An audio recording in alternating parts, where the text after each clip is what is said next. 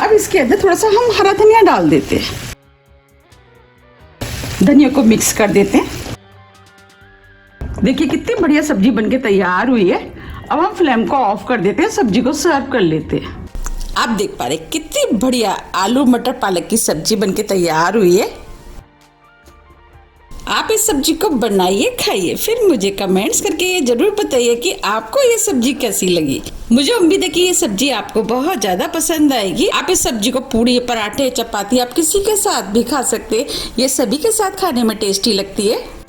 आप मेरे कहने से एक बार इस सब्जी को जरूर ट्राई कीजिएगा, आपको भी ये बहुत ज्यादा पसंद आएगी। और आप मुझे कमेंट्स करके ये जरूर बताइए कि आपको ये सब्जी कैसी लगी और आप इसे कब बना रहे हैं। आप मेरी रेसिपी देखने के बाद लाइक और सब्सक्राइब जरूर कीजिएगा। आप उसमें कंजूसी मत कीजिएगा और ज्यादा से ज्यादा फ्रेंड और फैमिली के साथ भी शेयर कीजिएगा। इसी से मुझे आप पता लगता है कि आपको मेरी रेसिपियां पसंद आ रही हैं। आप मुझे कमेंट्स करके ये भी बताइए कि आपको कौन सी रेसिपी देखनी है। अब हम इसके ऊपर थोड़ा सा हरा धनिया डाल देते हैं। देखिए देखने में सब्जी ये कितनी सुंदर लग रही है और ये खाने में भी बहुत ही ज्यादा टेस्टी लगती है।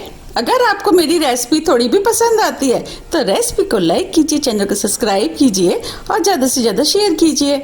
अब हम फिर मिलते हैं इसी तरह की टेस्टी रेसिपी के साथ। जब तक के लिए नमस्कार।